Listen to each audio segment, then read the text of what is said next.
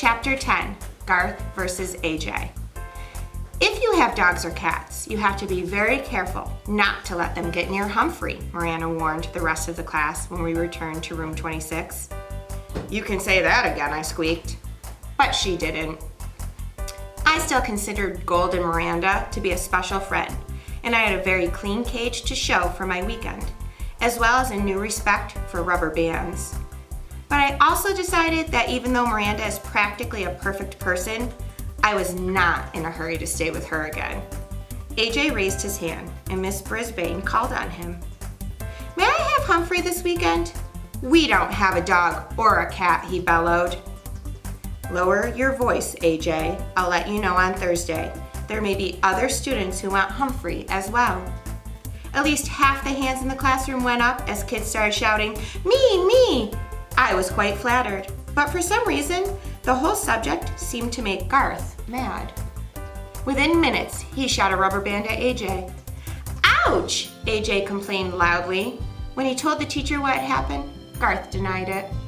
Humphrey did it, he said. Gail giggled. Miss Brisbane did not. I don't believe a hamster can shoot a rubber band, she said sternly.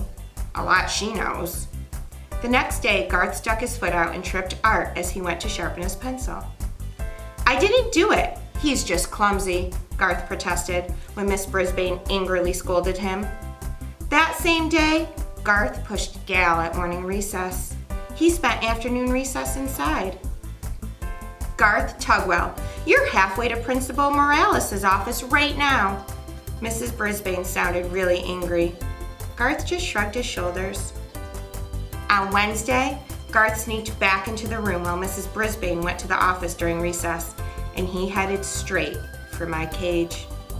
The two of us were all alone in the room. Hello, rat. Why don't you just run away? Then nobody will take you home on the weekend, he said. He opened my cage door and grabbed me. You'd like your freedom, wouldn't you, rat? He set me on the floor. My heart was pounding. Thump, thump, thump. Go on, rat, skedaddle. He gave me a little push with his hand. I scampered under the table. I wanted to say something, but for the first time ever, I was scared squeakless. Have fun, he said, and in an instant, he was gone. I was pretty confused. For one thing, I didn't want to run away. I was perfectly happy staying in room 26 and having adventures on the weekend. Where would I go? What would I do? There was no time to waste. I scampered over to the cord that hung down from the blinds and grabbed onto it. Then I started the old swinging routine, back and forth, swinging a little higher each time until I reached the tabletop. Back, forth, back, forth, back, forth, leap. There wasn't time to think about my queasy stomach as I raced into my cage, slamming the door shut behind me. Just then, Mrs. Brisbane returned. I darted into my sleeping house so she wouldn't see how hard I was breathing. I saw her look at the window puzzled. She walked over to it and stared at the blind cord, which was still swinging. She reached out and stopped it with her hand. Then she shook her head and walked away.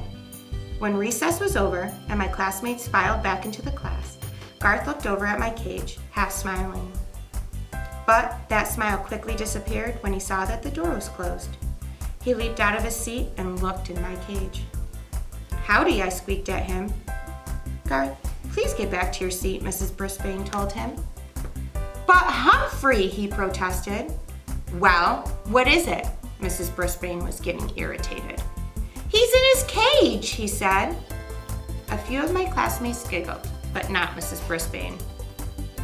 In case you haven't noticed, he's always in his cage, Garth, she said. Now, get back to your seat. Garth did what she said, but for the rest of the day, I noticed him staring over at me. On Thursday, Miss Brisbane announced that I would be spending that weekend at AJ's house. Yes, shouted AJ, delighted at the news. A few seconds later, a whole series of rubber bands hit AJ on his neck, shoulder, and head. Cool it, Garth, yelled AJ, jumping out of his chair. Man, I'm tired of these rubber bands. Garth acted innocent. I don't know where they came from. They could have came from anywhere. Garth Garth did it, Heidi said. I saw him. Mrs. Brisbane didn't remind Heidi to raise her hand, but she did tell Garth to stay in during recess. Not fair, Garth muttered under his breath. When the bell rang for recess, Garth stayed in his seat. Mrs. Brisbane closed the door when all the other students had left and walked to his desk. Normally, I would have been napping at this time, but I was wide awake and wondering what that boy had to say. Garth, you've been acting strangely lately. You've never gotten into trouble at all until 2 weeks ago. Now you're shooting rubber bands at people and disturbing the entire class. Can you tell me why? Garth slowly shook his head no. Your grades are slipping too. Has something changed in your life? Garth slowly shook his head again. How about at home? Is anything wrong? Garth didn't shake his head. He didn't move a muscle. Should I talk to your parents about your behavior, Garth? Garth's face got very red. No, he said with a choking sound. Miss Brisbane moved closer and put her hand on Garth's shoulder. Tell me what's wrong. My mom's sick, he said. Real sick. Tears ran down his cheeks. I was feeling a little teary-eyed myself. How sick? Miss Brisbane asked. Well, she lost all this weight and she was in and out of the hospital, and now she's just tired all the time. Garth didn't try to finish his sentence. Garth wiped away the tears with the tissue Miss Brisbane handed him. That's why I can't take Humphrey home. My dad says we can't let anything bother Mom. Well, my little brother bothers her and we let him in the house. Miss Brisbane smiled slightly. Well, Humphrey is a big responsibility, Garth. That's why I don't take him home. My husband's been sick too. Did you know that? Garth shook his head. No. So, I know what it's like. Listen, I'll make a few calls tonight. Maybe we can find a way for you to spend some time with Humphrey, she said. But he hates me, I squeaked. I'd like to, said Garth. Huh? I was confused. But you have to promise me that you won't disrupt the class anymore, Miss Brisbane told him. Is that a deal? Garth nodded.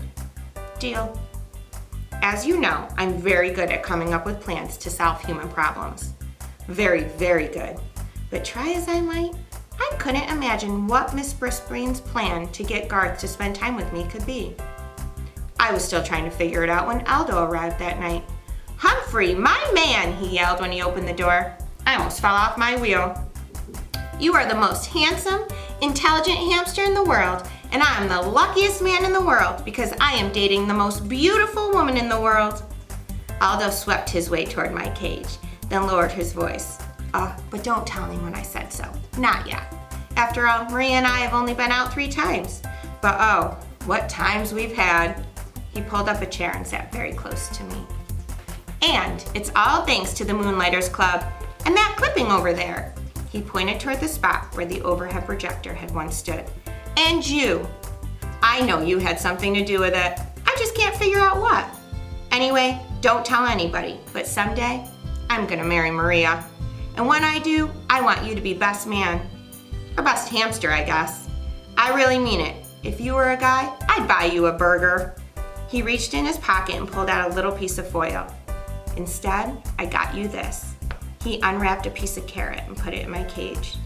Thank you, Aldo, I squeaked. I wish you lots of happiness. I knew you'd be happy for me, Humphrey. Aldo smiled and jumped up. Woo! I've got so much energy, I can clean this room in half the time. I could climb a mountain and not even get tired.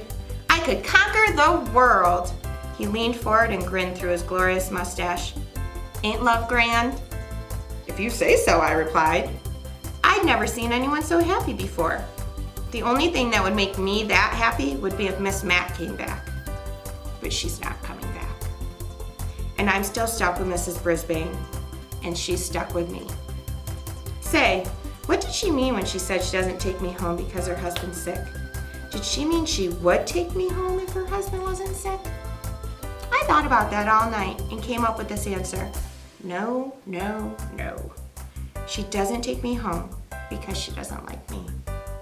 Maybe I'm lucky after all. Tip 10. Hamsters are incredible acrobats and climbers. They seem to defy the laws of gravity. All right. Awesome. Thank you so much. Yeah. That was great. Was it okay?